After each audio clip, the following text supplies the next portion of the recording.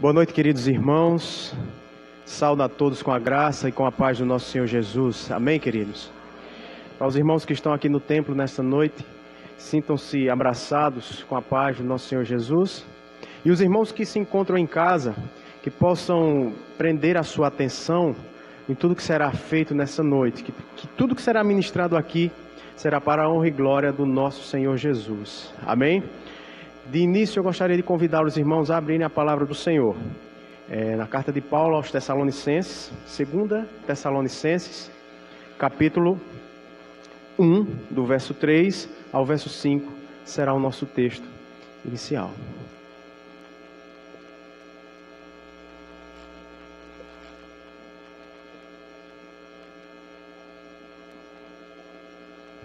Amém, amados? Assim diz a palavra do Senhor. Irmãos, devemos sempre dar graças a Deus por vocês, como convém, pois a fé que vocês têm cresce cada vez mais, e o amor que todos vocês têm uns pelos outros vai aumentando. É por isso que nós mesmos nos orgulhamos de vocês nas igrejas de Deus, por causa da perseverança e da fé que vocês demonstram em todas as perseguições e tribulações que estão suportando. Isto é sinal evidente do justo juízo de Deus, para que vocês sejam considerados dignos do reino de Deus, pelo qual vocês também estão sofrendo. Amém, amados? Eu gostaria de convidar nesse momento, fazer uma oração, colocar as nossas vidas no altar do Senhor. O irmão Assis, se ele puder vir aqui fazer uma oração nesse momento. Agradecimento a Deus por nossas vidas, por estarmos vivos, estarmos conscientes, estarmos aqui jubilosos por estarmos na presença do Senhor. O irmão pode vir aqui à frente.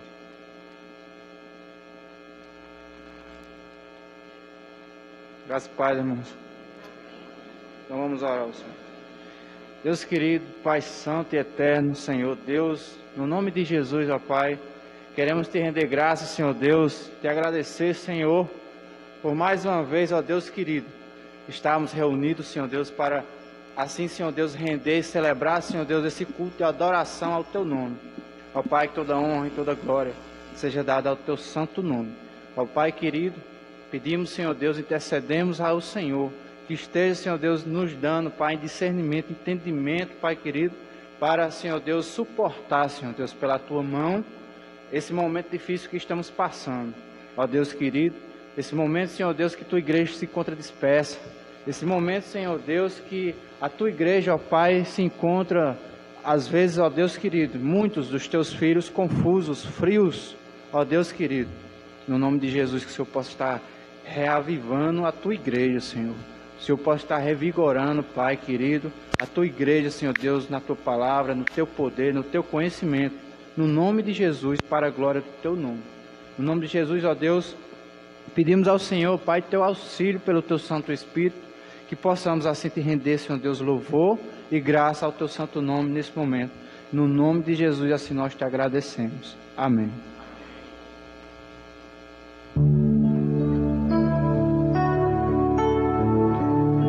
Louvemos ao nosso Deus, queridos.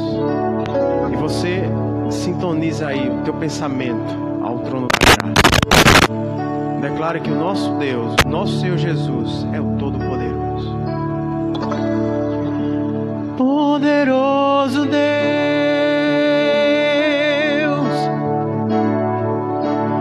poderoso Deus,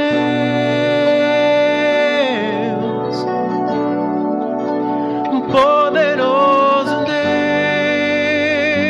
Deus, minha alma anseia por Ti, ao que está sentado no trono e ao Cordeiro seja o louvor, seja seja a honra, seja a glória, seja o domínio pelos séculos dos séculos. Seja a honra, seja a glória, seja o domínio pelos séculos dos séculos. Você pode louvar, querido. Louve, declare. Poderoso Deus,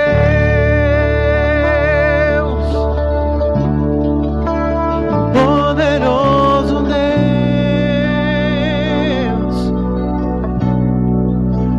poderoso Deus,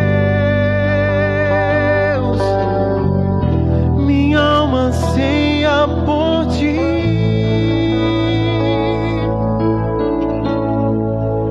Poderoso Deus,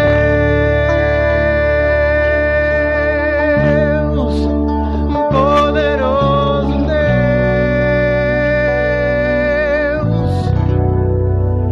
poderoso Deus,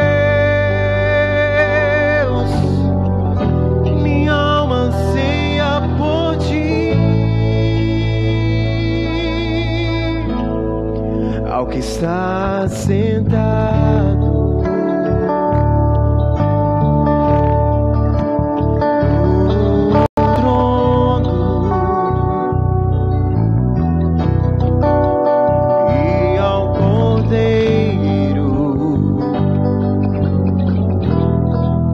seja o louvor, seja a honra, seja a glória, seja o domínio pelos séculos dos séculos.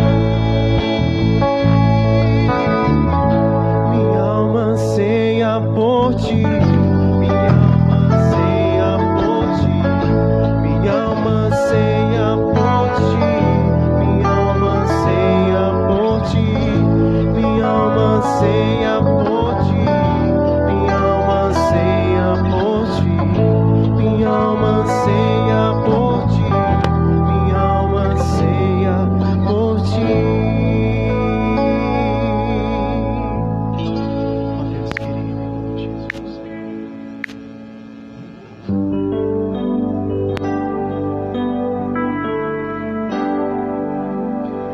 Te dou meu coração e tudo que há em mim, entrego meu viver por amor a ti, meu rei, e os meus sonhos rendo a ti, e os meus direitos dou, o orgulho vou trocar pela vida do Senhor.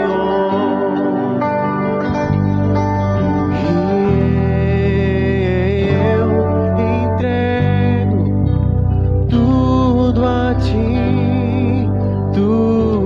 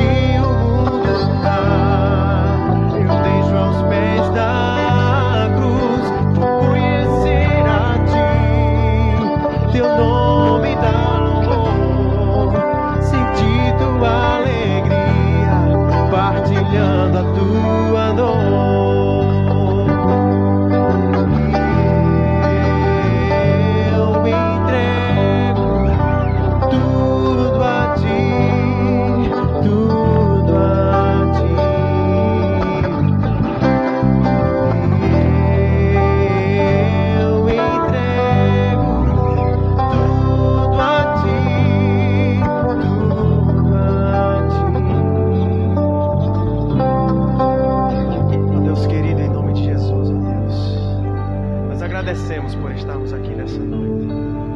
Agradecemos, ó Deus, por estarmos, ó Deus, sintonizados com os irmãos, ó Deus, em suas casas, aqueles que não puderam estar aqui. Mas, ó Deus, que o Senhor possa estar trabalhando na vida deles também, Senhor Deus, em nome de Jesus. Trabalha na vida de cada um de nós que estamos presentes aqui nessa noite, aqueles que estão nos ouvindo, aqueles que estão vendo-nos, ó Deus querido, em nome de Jesus, abençoa. Ó Deus querido, nessa noite, que o Senhor possa trabalhar grandemente, ó Deus, na vida do teu povo, Senhor Deus, em nome de Jesus, por meio do teu Espírito Santo. Porque, ó Deus querido, em meio, Senhor Deus, de tanta dificuldade, Senhor Deus, em meio de tanto isolamento, ó Deus querido, nós só temos a nos socorrer, Senhor Deus, no Senhor. A esperança, ó Deus querido, que brilha no coração, ó Deus, do teu povo, Senhor Deus, provém de Jesus. Ó Deus maravilhoso, em nome de Jesus. E eu entrego tudo a ti, tudo a ti. E eu entrego tudo a ti, tudo a ti.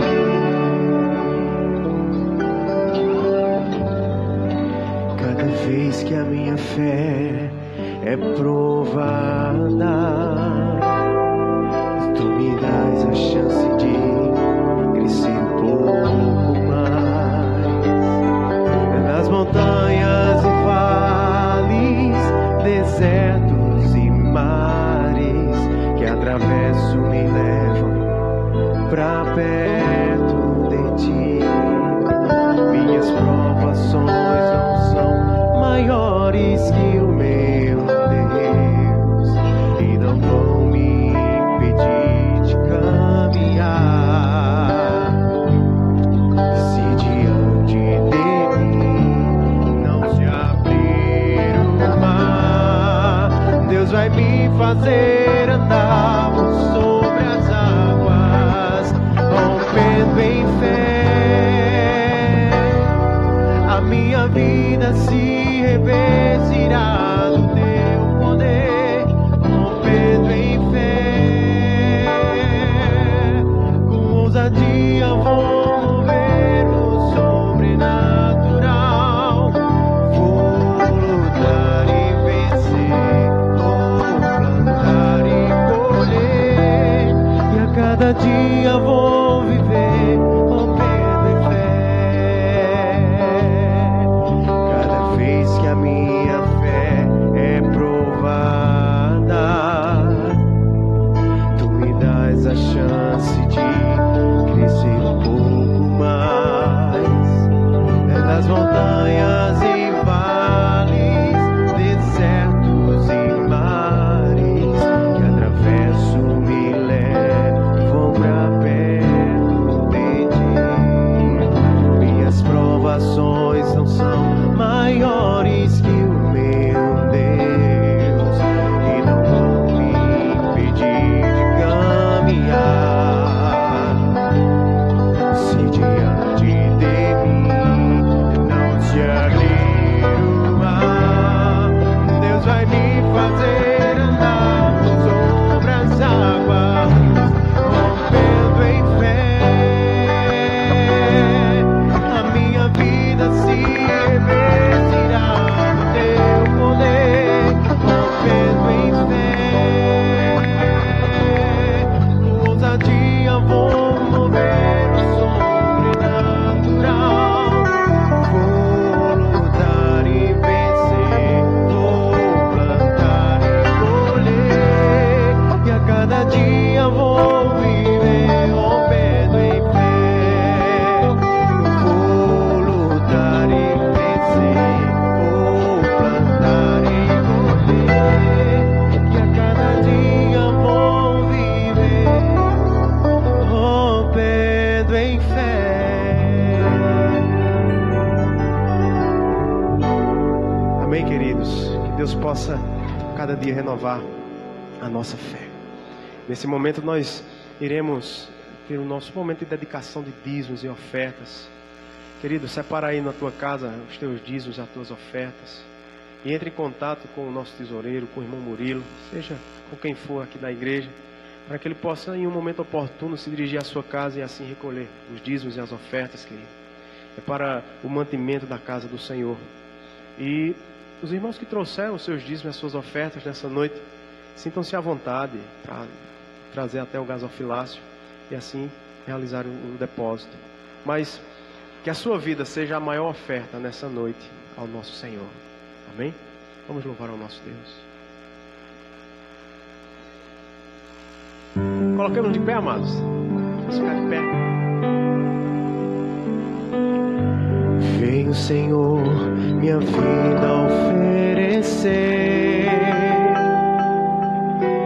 como oferta de amor e sacrifício.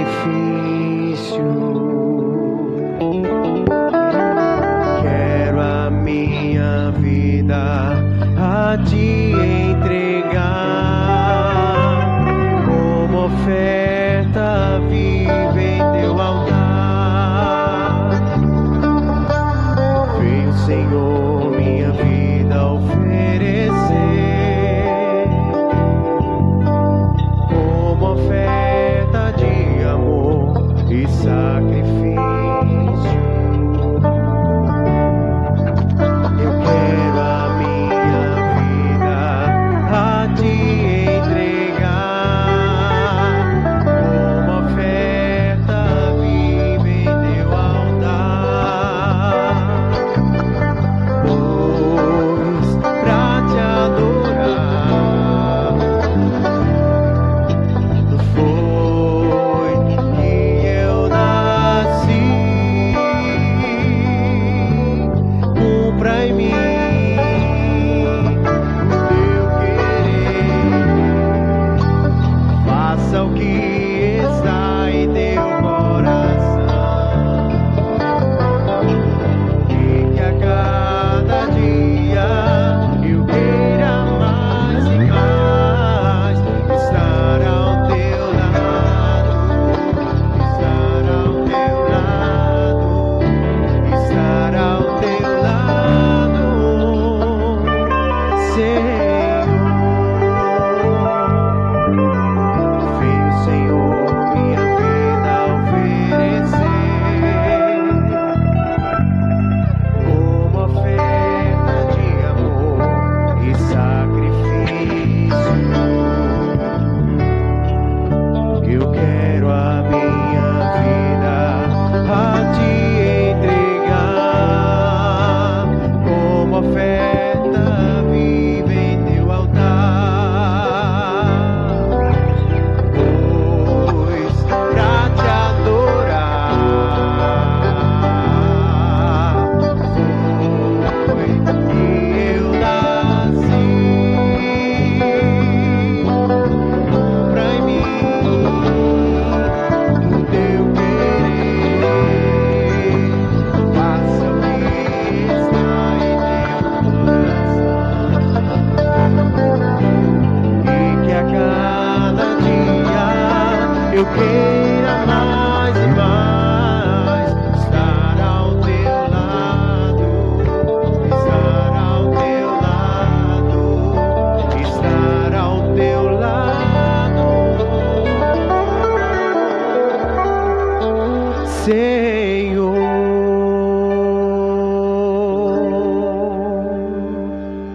Deus maravilhoso, em nome de Jesus.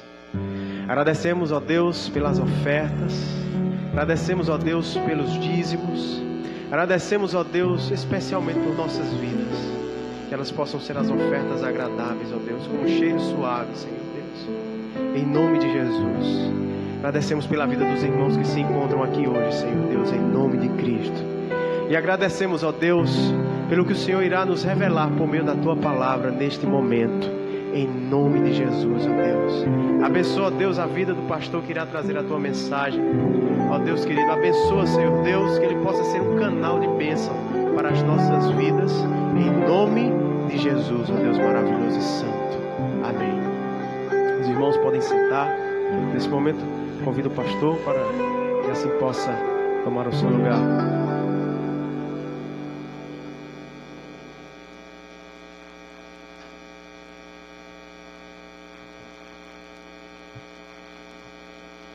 Meus amados irmãos, graça e paz. Muito bom estar na casa do nosso Deus, estar na presença do Senhor para apresentarmos mais um culto ao Senhor. E como eu gosto de falar sempre, né, você que está em sua casa, faça da sua casa um altar de Deus. Faça da sala onde você está sentado, em qualquer lugar, um altar do Senhor. E agora nós vamos refletir num texto da Palavra de Deus que está localizado na segunda carta de Paulo aos Tessalonicenses. Vamos ler somente 3 versículos, o versículo 3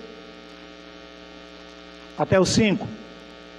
O nosso projeto é de expormos até o versículo 12, mas como o nosso tempo é resumido, nós vamos dividir em 2 partes. Por isso, próximo domingo, nós vamos refletir nos demais versículos do 6 até o 12. Então, gostaria que você pudesse, com muita atenção, ler comigo esse texto. Segundo Tessalonicenses, capítulo 1, do versículo 3 até o versículo 5. Vamos repetir essa leitura, não é isso? Então diz assim a palavra do nosso glorioso Deus: Irmãos, devemos sempre dar graças a Deus por vocês, como convém, pois a fé que vocês têm cresce cada vez mais, e o amor que todos vocês têm uns pelos outros vai aumentando. É por isso que nós mesmos nos orgulhamos de vocês nas igrejas de Deus, por causa da perseverança e da fé que vocês demonstram em todas as perseguições e tribulações que estão suportando.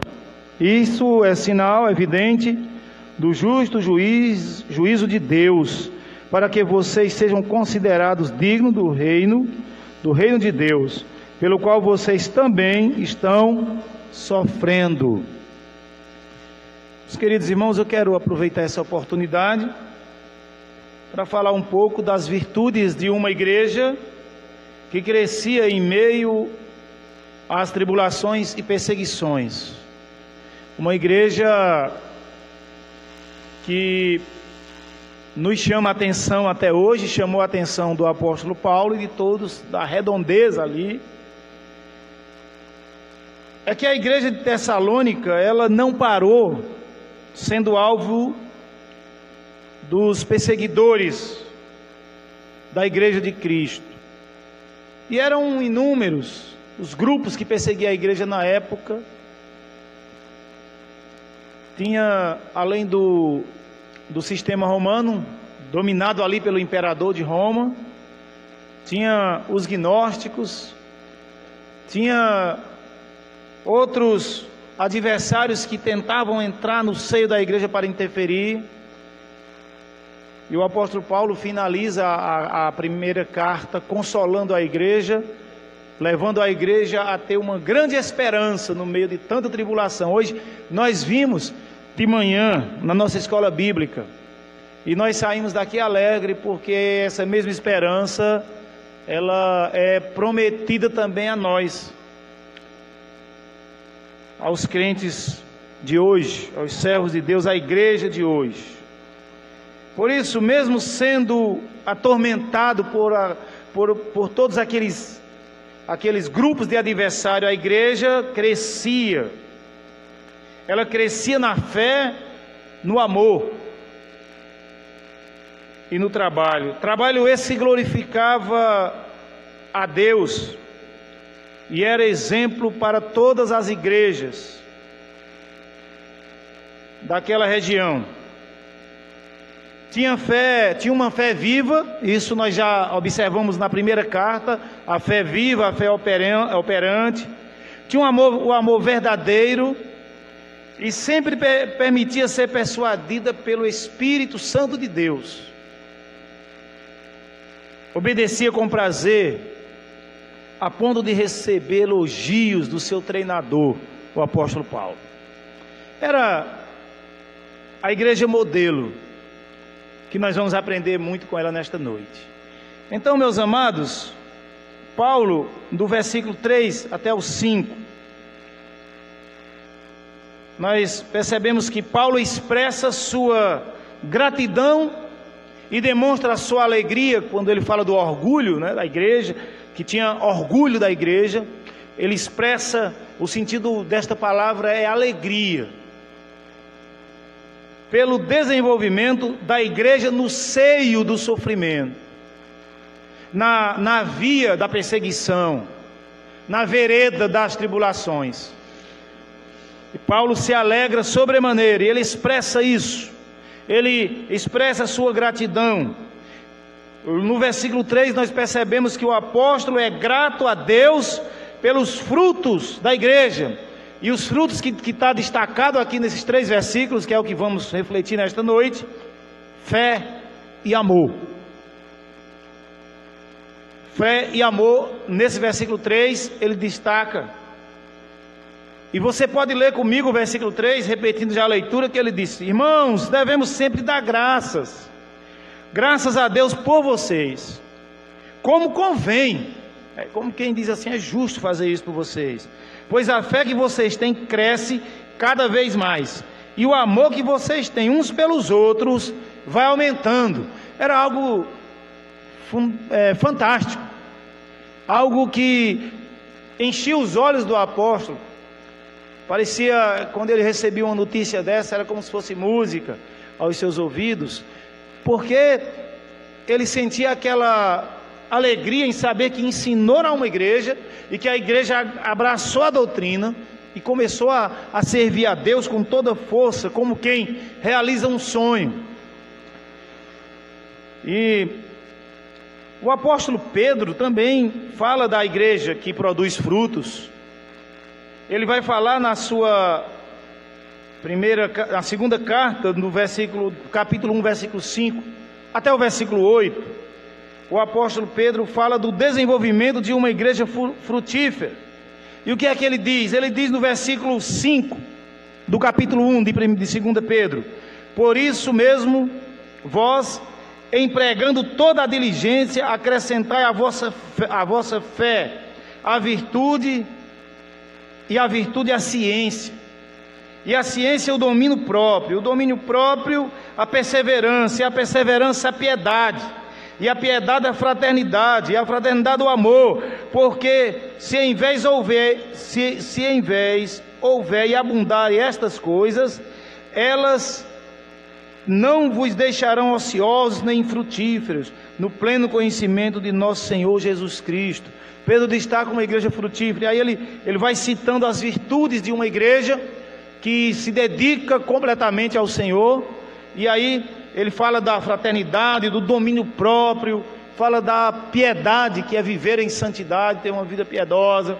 É uma igreja de fato envolvida, uma igreja convicta de que tinha que exercer a sua função no corpo de Cristo, não, sem se preocupar com tribulações, com perseguições, sem se preocupar com as coisas que estão caindo ali ao seu redor, aquelas coisas assustadoras que fazia medo, mas o olhar deles em Cristo Jesus, a descida do Espírito Santo sobre a vida daquela igreja, fazia dela uma igreja frutífera.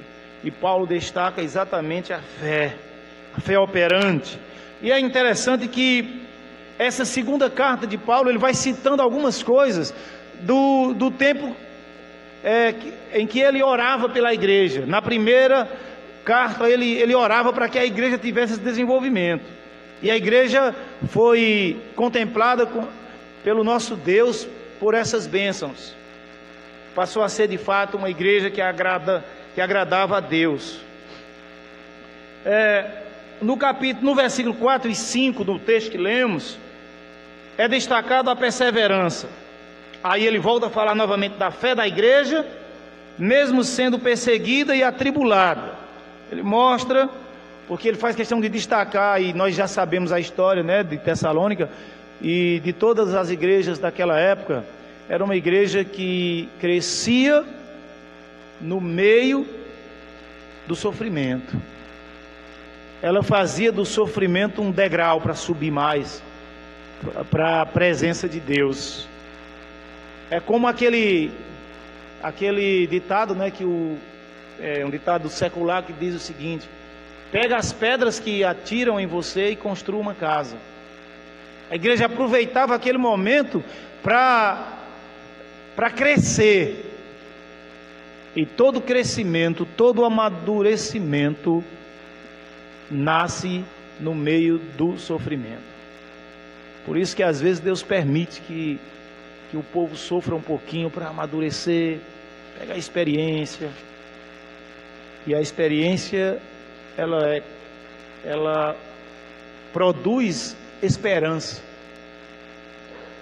Então, meus queridos irmãos, observe que o versículo 4 ele disse: por isso que nós mesmos nos orgulhamos de vocês. Ele expressa alegria, mas nas igrejas de Deus, por causa da perseverança e da fé que vocês têm, demonstram em todas as tribulações e perseguições que estão suportando.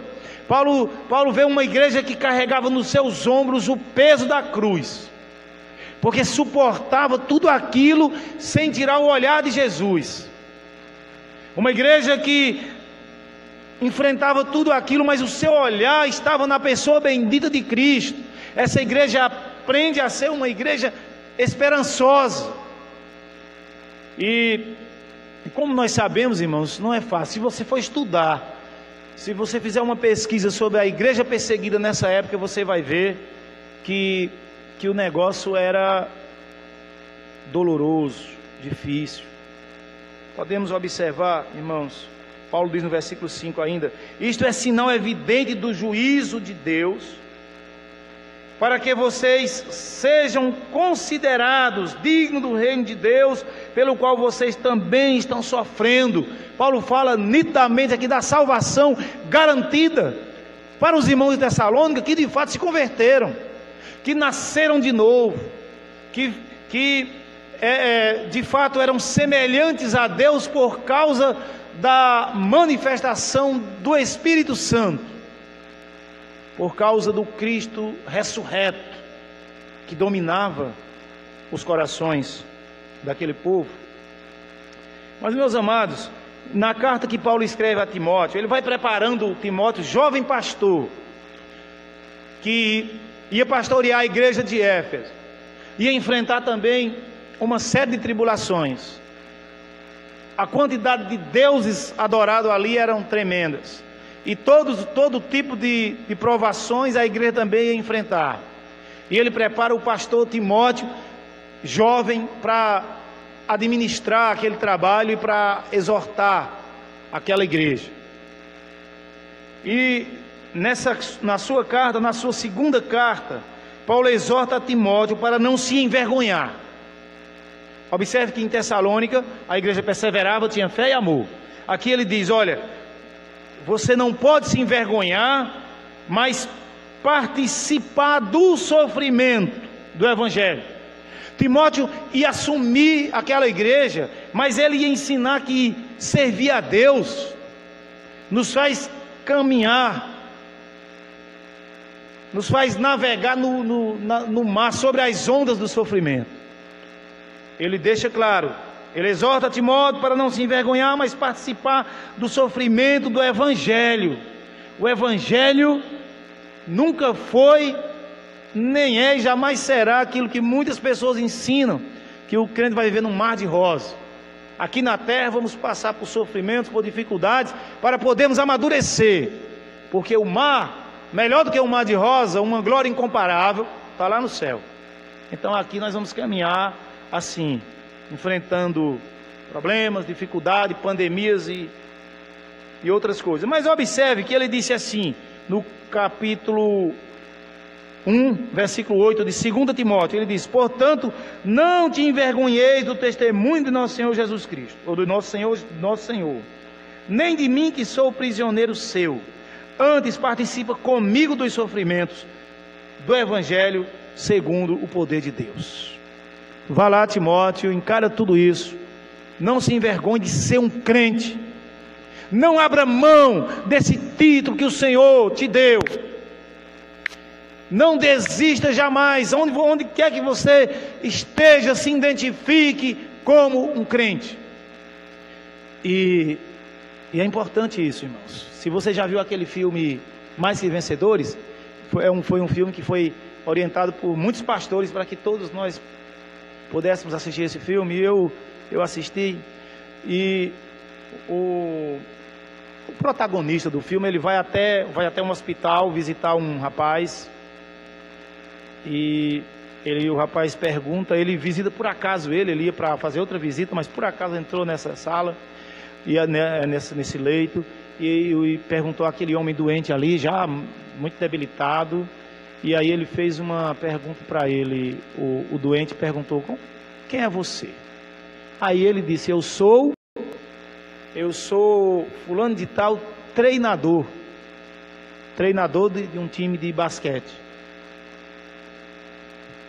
E depois não tinha mais como ele treinar o basquete, e ele foi, para não perder o emprego, foi treinar uma menina para correr, né, na área do atletismo, e ele não tinha experiência nisso, mas ele se identificou assim, e ele era um crente.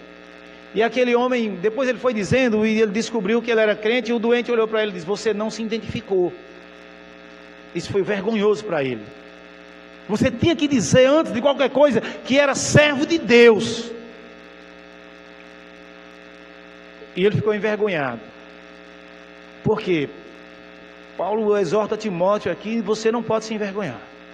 Você tem que abrir a boca e dizer: eu sou filho de Deus, eu trabalho para o Senhor Jesus Cristo. Pedro também fala sobre isso. Vejamos o que Pedro fala sobre a perseguição da igreja, agora na primeira carta, no capítulo 4, versículo 12, 13 e o 16. Pedro diz o seguinte: amados, não estranheis a ardente provação que vem sobre vocês, ou sobre vós, para vos experimentar. Nós falamos um pouco disso hoje.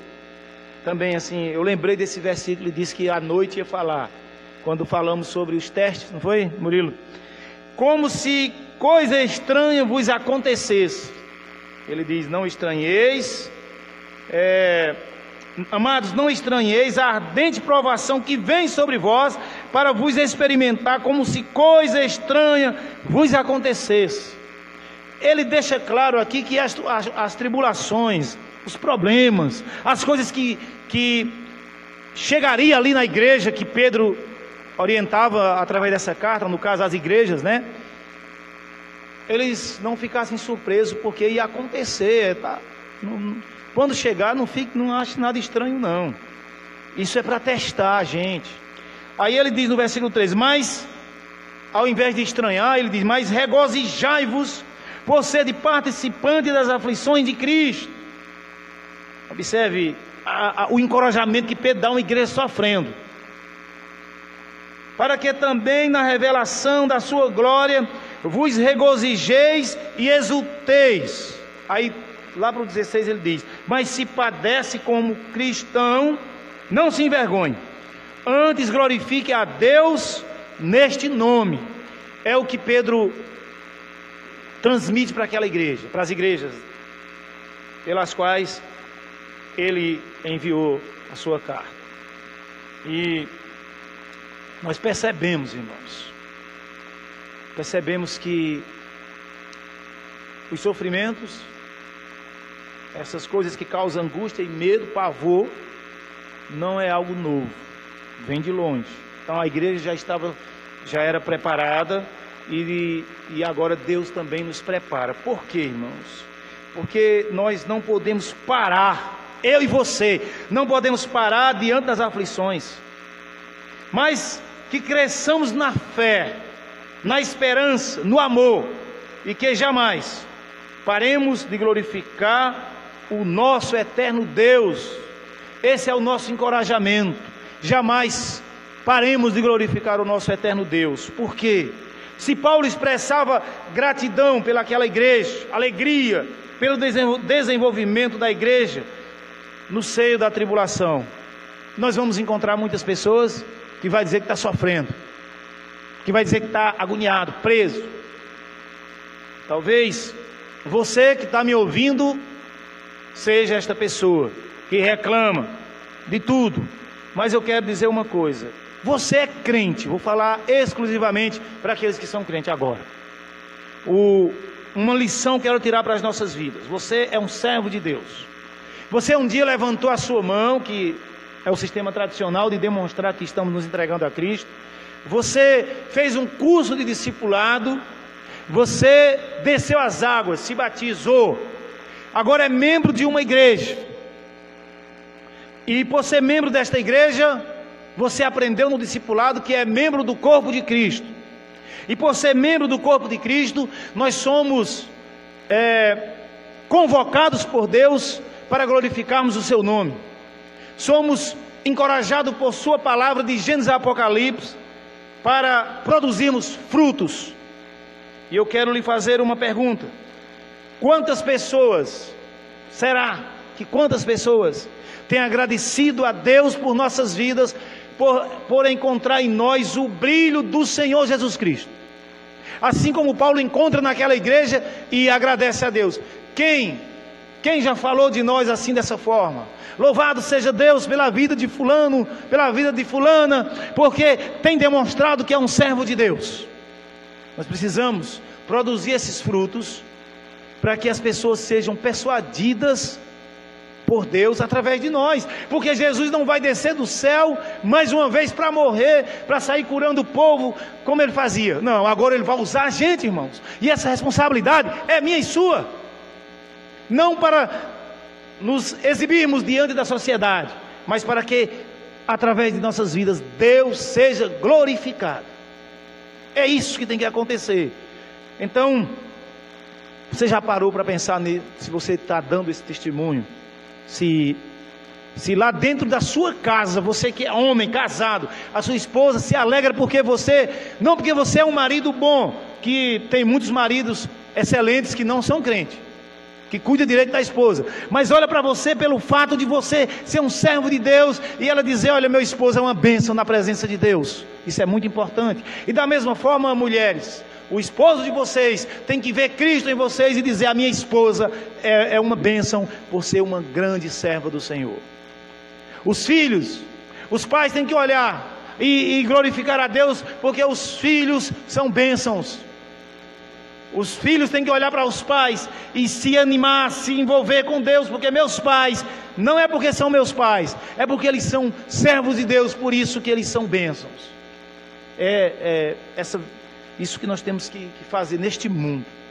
E o salmista disse que muitos verão essas coisas, temerão e confiarão no Senhor, porque ele disse que o Senhor mudou completamente a vida dele. Então, meus amados irmãos, que frutos você tem produzido? É destacado aqui a fé, o amor, a perseverança. Mas que fruto? Vocês lembram que João Batista, quando pregava no deserto, se aproximando do momento ali em que ele ia batizar o Senhor Jesus, ele já havia batizado várias pessoas, ele dizia: vocês têm que produzir frutos dignos de arrependimento.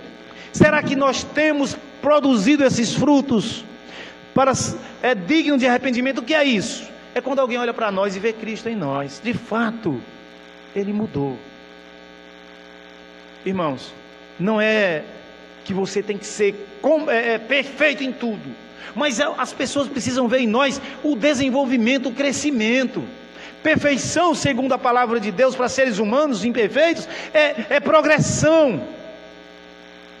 Era isso que a igreja tinha. Você vai ver que ele está dizendo: olha, o amor que vocês têm cresce cada vez mais, a fé cresce cada vez mais, e o amor vai aumentando. É isso que o povo tem que ver em nós, esse acréscimo, esse aumento, como crente. Os nossos vizinhos, os colegas de trabalho, os colegas do futebol, os amigos, todos. E a igreja, nesse momento de pandemia, não sei mais nem dizer o nome, não gosto mais nem dessa palavra, mas nesse momento turbulento, é aqui que nós vamos mostrar que temos amor por Cristo Jesus. E não vamos ter medo. Sabe por que nós não vamos ter medo? Porque isso não é estranho para a igreja de Cristo.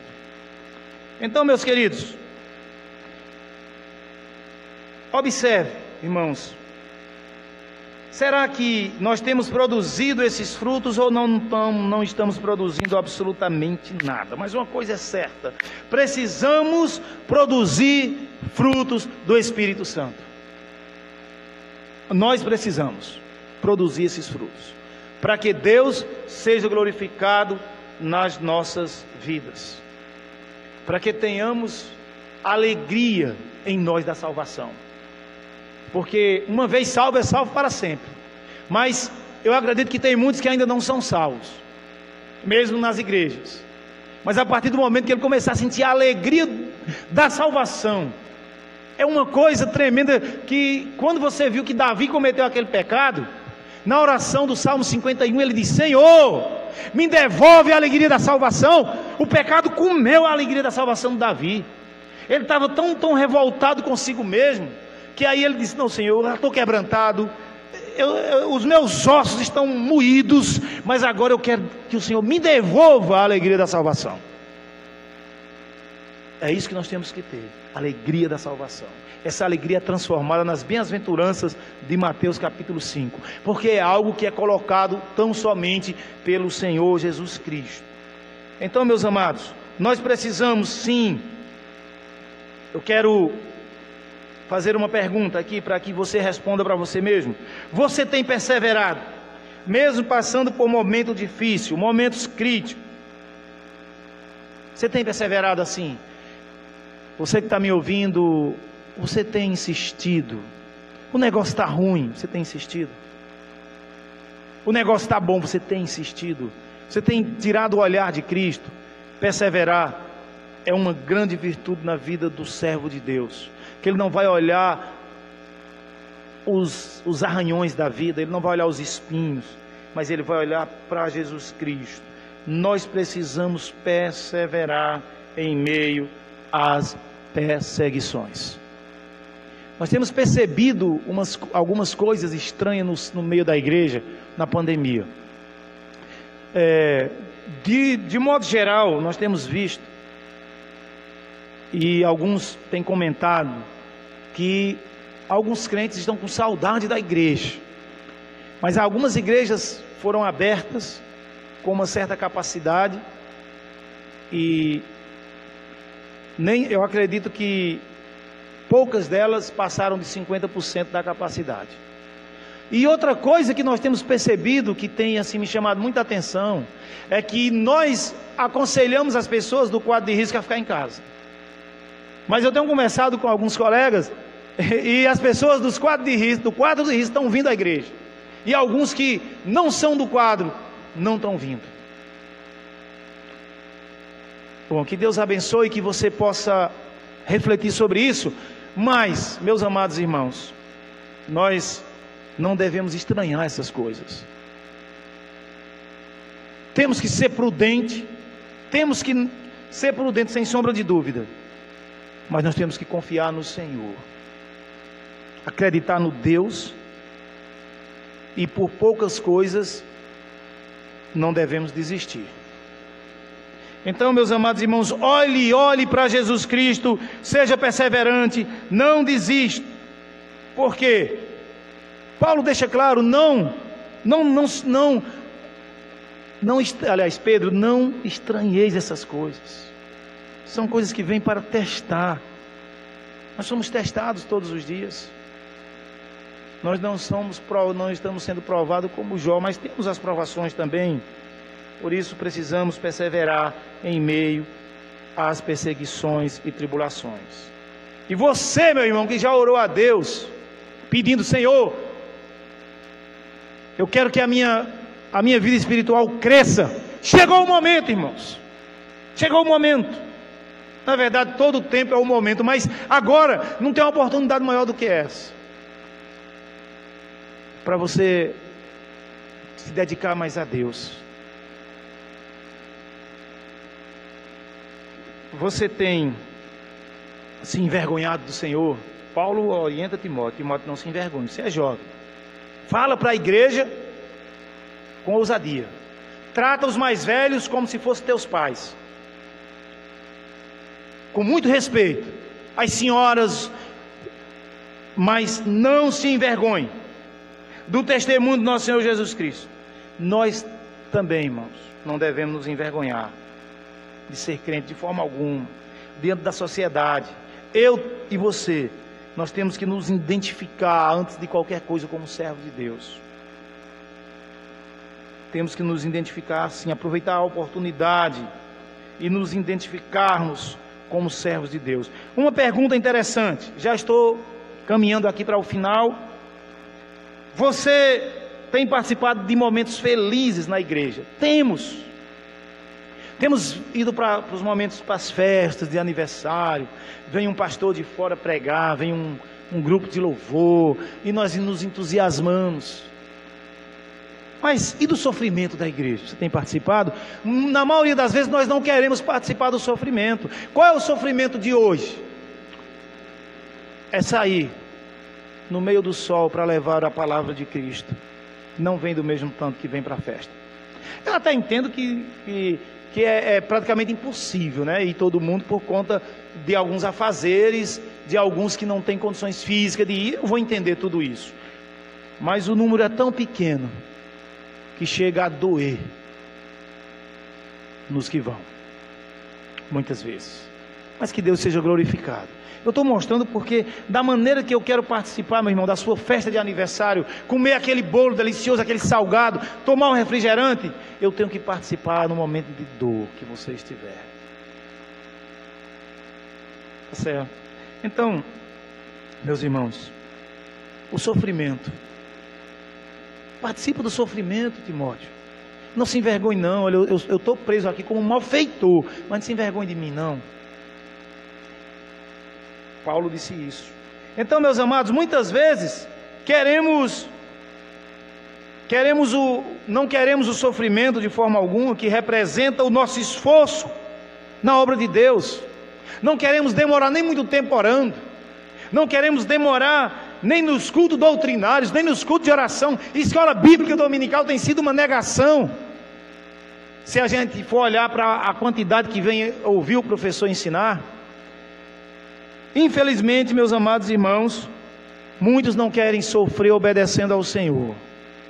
E eu não estou falando de martírio não, porque todo o sacrifício lá na cruz o Senhor já fez. Eu estou falando de obedecer, de ler a Bíblia, de orar, de evangelizar. Isso não dói, não mata ninguém, principalmente aqui no Brasil. Mas glorifica a Deus e salva gente, e salva vidas. Até porque eu e você, nós somos salvos hoje porque alguém levou o evangelho para nós.